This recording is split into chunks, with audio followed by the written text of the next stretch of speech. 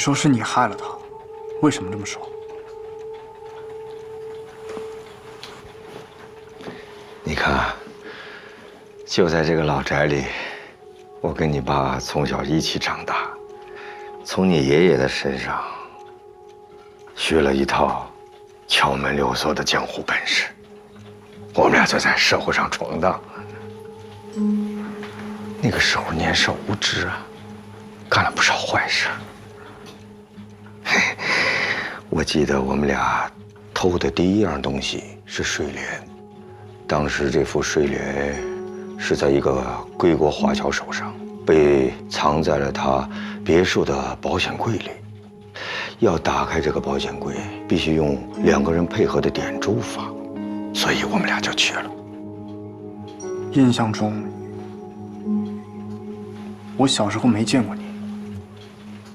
我跟你父亲合作到了98年底，那个时候，他遇见了你母亲。他告诉我，他不想干了，他想过安稳日子。再后来，就有了你。那期间，虽然知道彼此的消息，但是从来没见过面。直到了12年前，也就是2007年。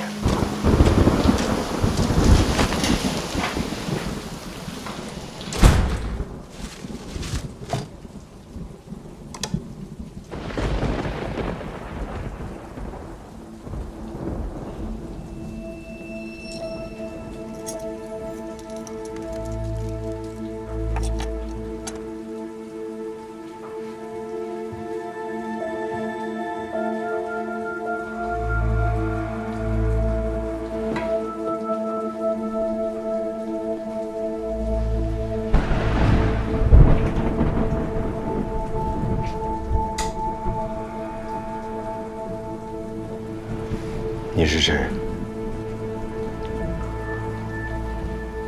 丁生火，你的同行。你怎么找到这儿来了？你散货的那个夏家，是我的老熟人。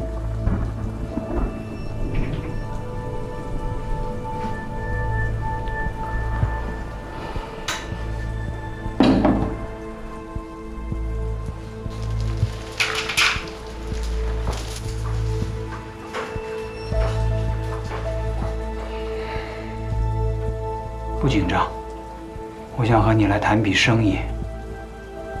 坐。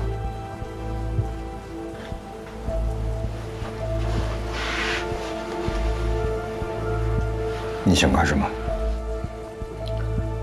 许先生，我知道你手法高超，这么些年行走江湖，都没有露出马脚，所以想邀请你干一件大事。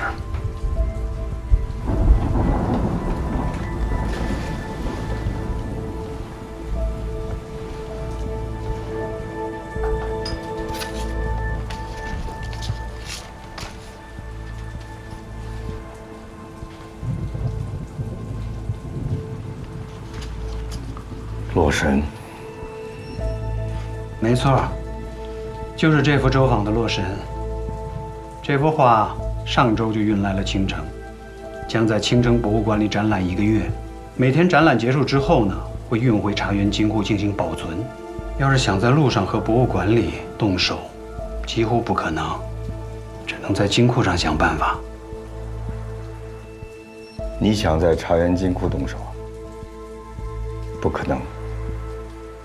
据我了解，茶园金库是每天至少10人以上的保安密度，这样的难度，你觉得我能搞定吗？放心，我会解决外围的安保。我需要你做的就是10分钟之内打开金库的3把锁。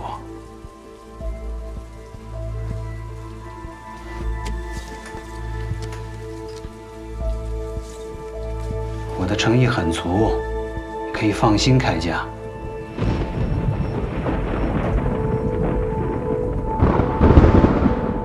丁生火找的不是你吗？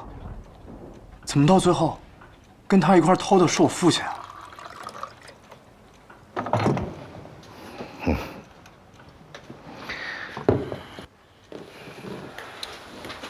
当时我一直在研究啊，怎么样才能打开金库的大门。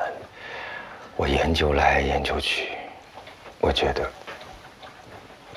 我做不到。想来想去，你父亲可以，我就把你父亲推荐给了丁生华。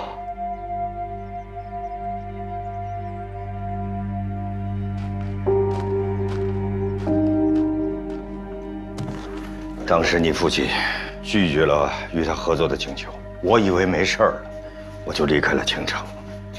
可是这个丁生火他没有放弃呀，他为了威逼你父亲，居然在你母亲身上下手。你说什么？中途出了岔子。今儿买了你们娘俩喜欢吃的菜，等着我给你们烙一手。你怎么来了？我老婆呢？第一次来，面生，怕你老婆看见我害怕，就让她在楼上休息了一会儿。放心，一点没伤着她。你到底想干什么？我就是想表达一下和你合作的诚意。曹宇，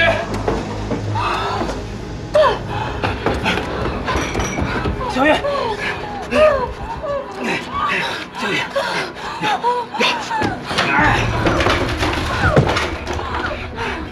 小月，小月，认真点！小月，张嘴，张嘴！小月，小月，小月，坚持住啊！小月，小月，小月，小月，小月！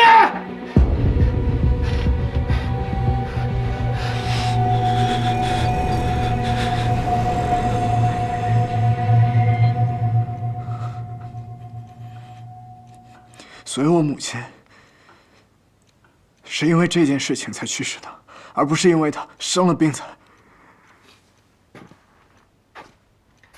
你当时在学校，所以你不知道。爸爸，妈妈什么时候回来啊？妈妈可能还需要再检查一段时间，别着急啊，赶紧睡吧。让我乖乖等妈妈回来，不要骗我哦。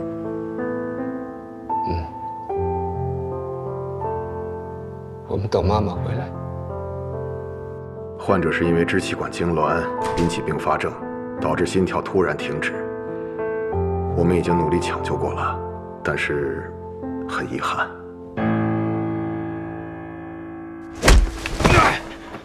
你老婆已经这样了，不相信你儿子？祸不及家人，你敢不讲江湖规矩？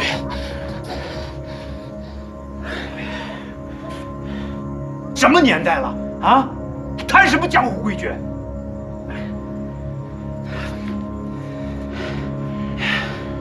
你之前要是老老实实的跟我合作，不会弄到今天这个地步。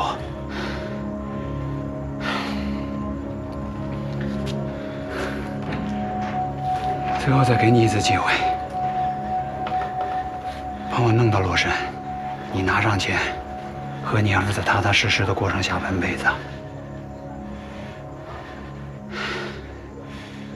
你老婆的事儿呢，确实是个意外，我也不想搞成这样。这钱我给你加100万，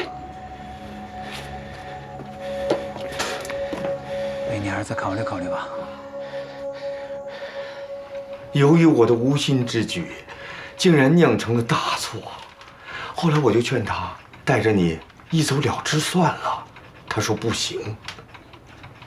这帮人要偷洛神，洛神图上藏着秘密，这个秘密意义重大，而且跟庄家有关，不能被这些人得到啊！秘密？什么秘密？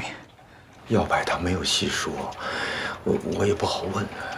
他只是说这帮人势力很大，逃到哪儿都不是个办法。我隐隐的觉得，他好像是预感到了什么。观众朋友们2007年6月12号，我在电视上看到了洛神被擒，以及你爸爸开车坠江的消息，随即撞向路边的护栏，导致护栏破裂。该车也因为惯性的作用坠入江中。据悉，驾驶人为612洛神盗窃案的重点嫌疑人。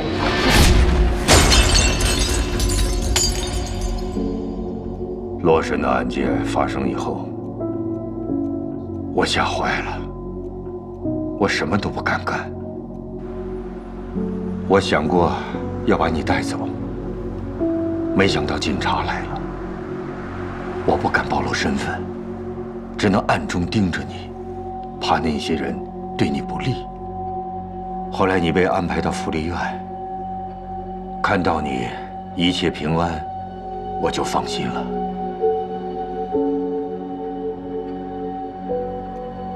后来我金盆洗手，躲了起来。几年之后呢，等这个案子渐渐的平息了，我才敢出来。这不，5年前我就租下了你们家这个老宅，开了这个店，直到今天，你找到了我。按照你的说法，洛神应该是跟我父亲一块儿掉入江里面毁掉了。可是今天我在那个走私集团里面听到，洛神再次出现了，而且有一个叫先生的人，一心想要得到这幅画。你说什么？先生？先生，你认识他？哎呦，12年了，我一直在调查这个事情。我发现，丁生活背后的确隐藏着一个犯罪集团，他们的头听说就叫先生。这个先生很厉害啊！我调查了这么久，才从道上零星的打听到了他的一些传闻。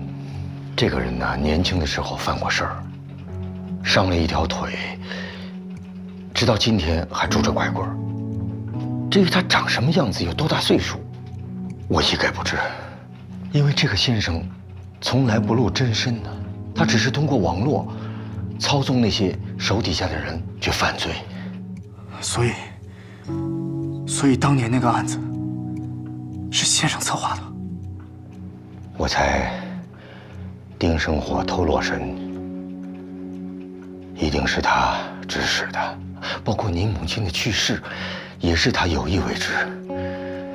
他就是想告诉你父亲，他们这帮人都是些亡命徒，什么事儿都能做得出来。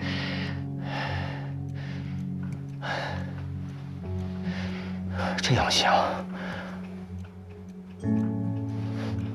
我以前调查的情况就都对上了。什么情况？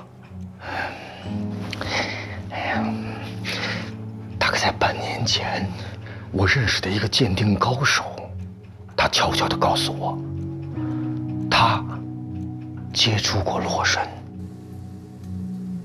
那个鉴定师叫长乐，他表面上是古玩店的老板，实际上是黑市里鉴定字画的高手。我告诉你这件事儿，已经是冲着咱们几十年的交情了。不过这个我懂啊，兄弟啊，这可是块烫手的山芋，盯着他的人很多。我劝你呀，别掺和。过几天我得到消息，长乐死了，是醉酒溺水。这怎么可能呢？他有严重的肝病啊，滴酒不沾呐。一定是有人也从他那儿得到了消息，然后杀人灭口。我想这事儿要么是红姐干的？要么就是先生干的。可是那幅画，它有可能是真的吗？你等等，有几种可能。第一种，那幅洛神就是个赝品，是长乐看走眼了。不过凭他这么多年在江湖上的本事，要是说他看走了眼，这可能性不大。第二种，那幅画确确实实是你父亲偷来的真迹，只是不知道什么原因，先生并没有得到手，而是落在别人手上了，所以先生又重新盯上了这幅画。还有一种可能可能性太小了，算了，不说了。不，你得说，我需要知道所有的可能性。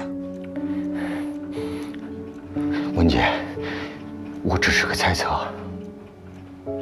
我在想，你父亲会不会没死啊？那洛神依然在他手上啊。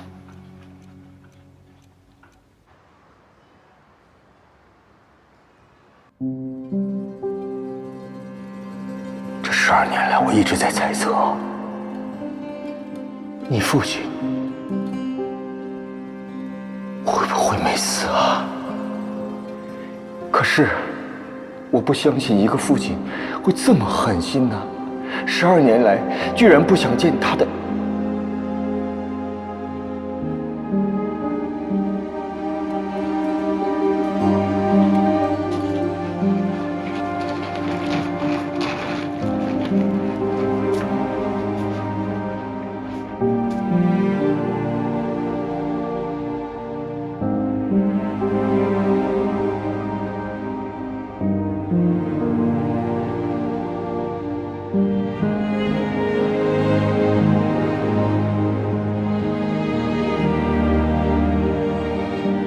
当时车辆冲破了公路围栏，掉入了江中。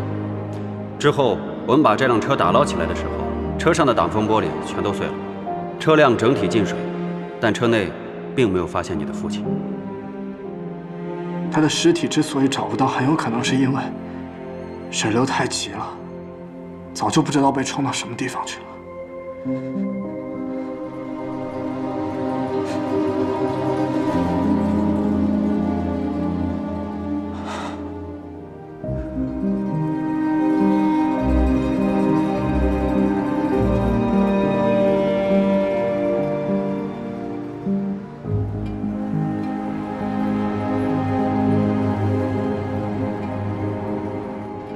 这次案件的侦破呀，离不开2位的精诚合作。苏云同志，我们得感谢省厅对我们的支持和帮助啊。没错。哪里，也是因为您全力支持我们工作，才有了这样的成果。哎呦我！当然了，这次行动也离不开罗队长的理解和配合，谢谢。您别那么讲，我其实主要关心他这个日程方面的。对了，赵局，我正要跟您汇报呢。我暂时不走了。定了。是这样啊，赵局，红姐这帮文物走私犯的案子虽然查明白了，但是他们背后有一个更为隐蔽的犯罪团伙在操纵这一切。丁生火、李淑婷、李安福这几起案子绝对不是孤立的，能够调动这么多人连续犯下多起恶性案件，说明对方的能量不小啊。我已经将案情上报给了省厅，领导们高度重视，特批我在青城市留驻工作，继续侦破案件。罗队，咱们可以继续合作了。好，高兴吗？好事儿，好事儿啊！苏英同志留下，那是大好事。我看你们俩在一起搭档是越来越默契了。赵局那我们接下来还得分析案情，就不影响您工作了。好，忙吧，你们忙啊。好啊。罗健到，你回来，我有话跟你说。你说。怎么样啊？进展的如何呀？您不看见了吗？红姐的事儿，他领了，现在先生的事儿，他也要插手了，这就进展。我是问你们俩的事儿进展的如何了？我们从同学到战友，再到现在上下级关系，情比金坚。装，就给我装是吧？装什么了？送枕头的事儿我早就听说了，你怎么那么八卦呀？现在我还听说你们原来一个警校的啊！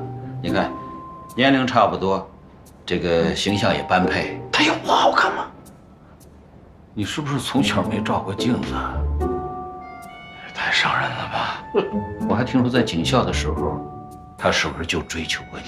我觉得呀，你们不应该只做市局的局长，你应该再兼一个民政局。哎，这个臭小子！接下来，我们开始这次刑侦专案的会议。今天呢，根据洪姐和李安福提供的口供，我们可以得出还有一个犯罪组织存在。这个组织的首脑代号是先生。廖双，讲一下目前搜集到的这个先生的信息特征。好。先生这个身份呢，最早出现的时间可以追溯到10年前。这个人很神秘，他每次呢都是通过网络来联系手下的组织成员来从事犯罪活动。就算是网上视频，他也会刻意的改变自己的声音，遮挡住自己的面容。不过从我们掌握的这些信息来看呢，这个先生很有可能是一名男性，身高在1.75米，左腿微跛，习惯戴手套，用一只黑色的拐杖。这是目前掌握到的信息。据李安福交代，他和李淑婷都是先生的徒弟。在月神案的时候，我就怀疑李淑婷把月神之泪放到水池里，应该是给他同伙的。现在想来，那个人很可能就是先生啊。大志，之前月神失窃案接触过水池的人，你们排查了没有？排查完了。那天经过水池的一共是146人，主要是酒店客人、展厅工作人员，剩下还有14人，无法确认身份。小叶，哎，罗队，您说。那个大厅的录像准备好了吗？啊，从大厅到现场周边以及外部环境的所有监控，我都保留下来了。好，投屏，给大家伙看一下。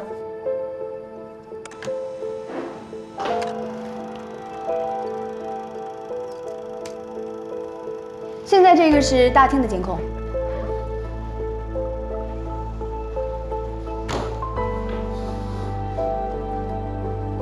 来，下一个。再下一个。下一个。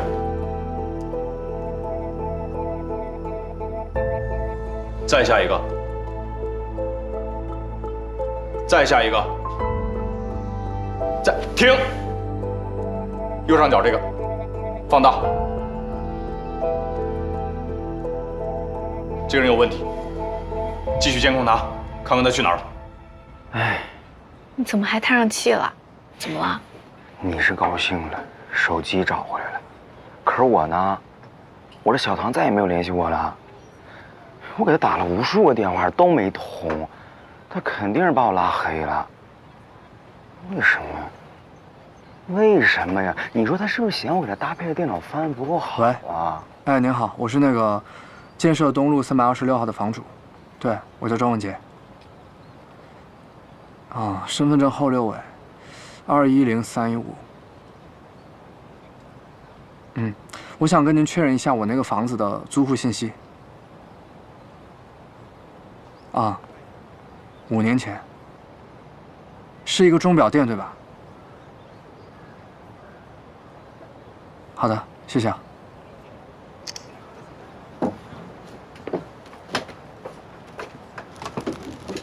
你最近没出什么事儿吧？啊？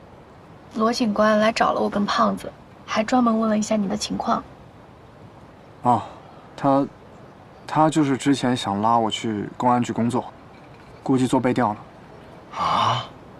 不是吧，兄弟？你以后还真打算去做刑侦工作呀？那咱俩以后来往可不要这么密切。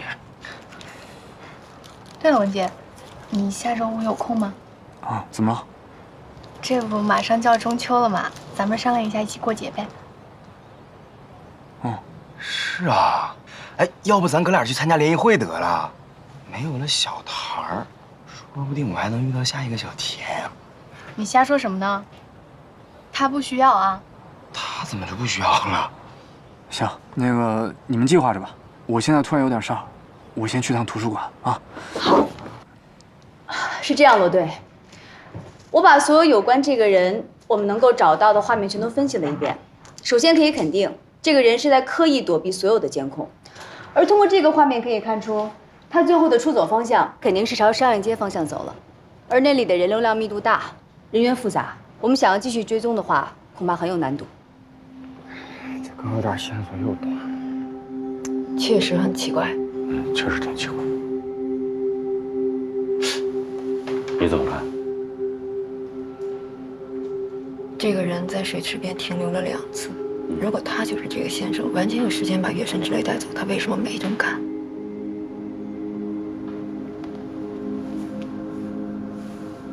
双儿到，联系一下温元正，告诉他，月神之泪还得再拿来一趟。小川，这边走。难得遇到你这么有灵性的孩子啊！我再强调一下啊，你要是哪一天不搞法律了，欢迎你来我这里啊。范老，您过奖了。我呢就是全凭兴趣。今天过来呢，主要是想跟您请教一下《洛神图》。好啊，就在这，来来来啊！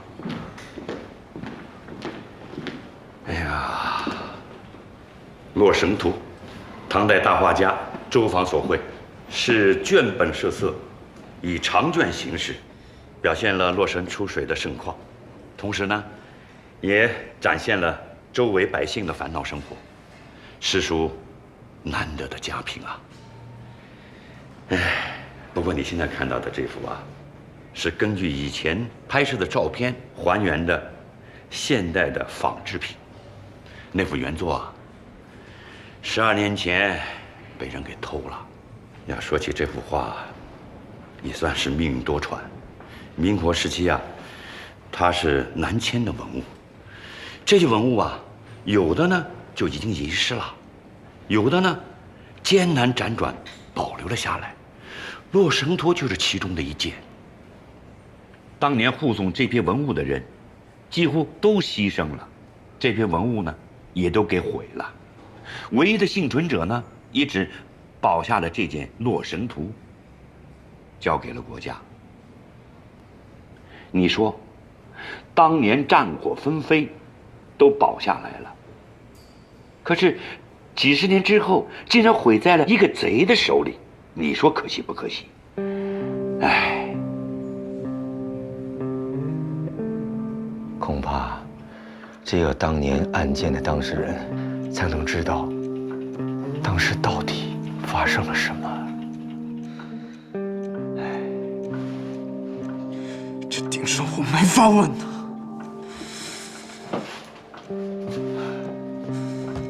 更何况他根本就不会对我说实话。之前那几起案子我也感觉到了，丁生火、偷月神之泪那个女人，还有李安甫，他们不过就是棋子罢了，背后一定有一个人在操纵着他们。现在看来，那个人就是先生，所有的真相只有他一个人知道。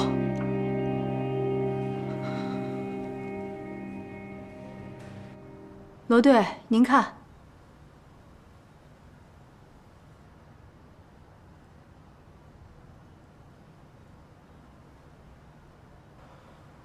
这项链没什么不对啊。你等会儿，往上，停。怎么了？这是一个啥？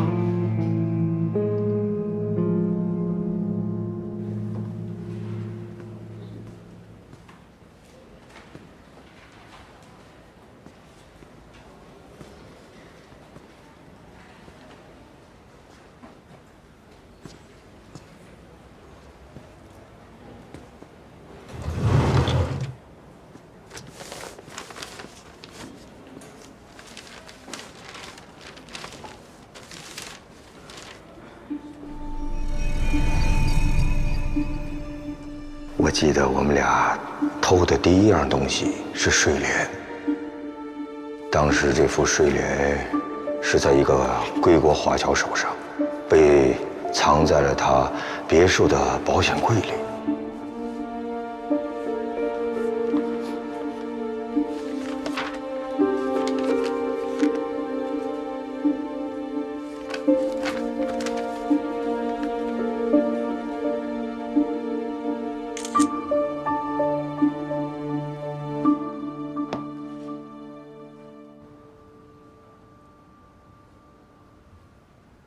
老师，这数字是什么意思？我也不太清楚，它们到底代表了什么。那您觉得，会不会跟它的历史有关？这个月神之泪啊，本来是南迁文物，据说是在战乱中，一个日本兵从死人堆里扒拉出来的，之后就再也没有下落了。最近呢，才在苏富比拍卖中出现的。因为形似西方传说中月神的眼泪，所以才有了这个名字。从材质和技法上来看，镶嵌月神之类的衬托，至少是明代以前的作品。这上面出现现代阿拉伯数字，确实有些奇怪。也就是说，这些数字都是最近几年刻上去的？不，这些数字的形成年头更早一些，而且啊，不是刻上去的。你们看，貌似像雕刻的痕迹，其实我看着更像是民国时期的老匠人用的一种技法。这种技法既可长久保存，又不会破坏文物。可惜呀，现在失传了。既不伤文物，又要传递信息，而且还专门留在项链背面的衬托上，那我就更不明白了。先生要一串民国留下来的数字，为什么呢？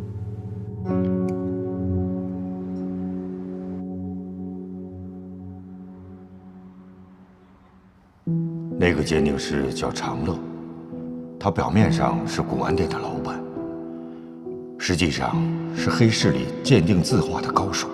长乐死了，是醉酒溺水，那不怎么可能呢？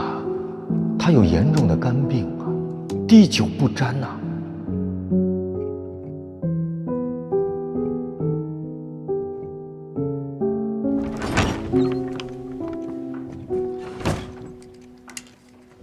你怎么又来了？不是告诉你了，不要再来找我。我需要跟您谈谈。哎呀，你到底想干什么？我要找到先生。我已经跟你说了，那样很危险。我现在就不危险了吗？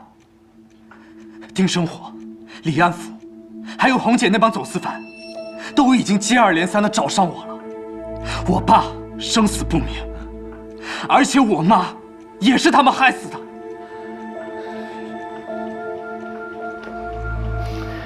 你冷静一下，是术不好，没本事，没有保护好你。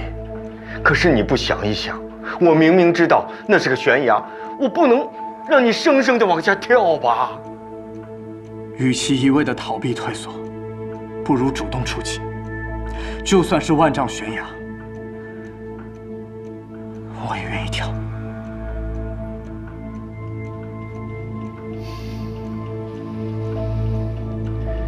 你说，你想怎么查？这些天，我一直在思考李安福的整个计划。从一开始，他的目标就不是王雪，而是我。他只是借王雪的死来引我入局，然后就让我们警方把所有的注意力集中在红姐这个走私集团的身上。实际上，他是借刀杀人。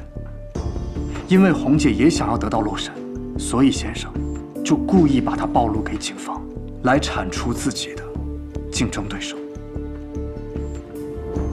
不过现在这条线索已经断了，我们只知道先生要拿到洛神，但是洛神在哪？先生要怎么做？我们一概不知。那月神之泪呢？有没有什么可查的线索呀？月神之泪现在在我们的手上，我估计他们还不知道我们已经发现了月神之泪背后的这串数字，但是这串数字到底代表什么，其实我们自己还不清楚。那线索不是又断了吗？不，还有一个人，丁生火。这个人是串联起整个案件的关键人物。我推测，他不光知道月神之泪，还知道拿掌纹和虹膜的事儿，所以他非常有可能知道先生的整个计划。不要忘了，他在第一个案子里做过什么。他先是用睡莲拉庄文杰入局，然后又去了廖德同的金库。你说丁生火，这丁生火可是个老油条，完全都不配合我们的调查的。想撬开他这嘴，太难了。没关系，我们只要反推他的行动，就能得到我们想要的信息。我亲眼目睹了丁生火偷取廖德同电脑里的资料。如果这个是先生计划里的一环，那么这个资料将十分重要。我们需要接触到廖德同，查清楚这个资料到底是什么。只有这样，我们才有可能知道先生下一步的行动。顺藤摸瓜，找到先生，查清我父亲死亡的真相。所以，同志们，盯紧廖德同，一定要把他嘴里的实话撬出来。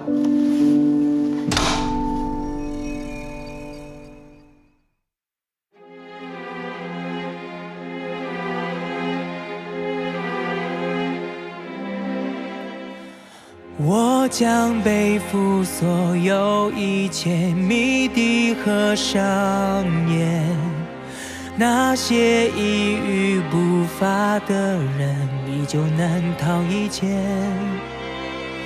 躲藏不进秋日的窗，避不开谎言。如何玄光被折射的光，是非曲折欲盖弥彰。黑白灰分不得世界，万物伴作正中间，徒留下一束束端倪，生生不息后湮灭。徘徊不见的分割线，奔走于望眼欲穿的门，不告而别的人终会于重重繁星之下。黑白灰分不得世界，万物伴作正中间，徒留下一束束端倪，生生不息后湮灭。徘徊不见的分割线，奔走于望眼欲穿的门，不告而别的人终会于重重繁星之下。光坠落停止不前，自如篡改的汽笛钟摆低垂，指向灰暗的空间，从未怀疑世界善恶的边界。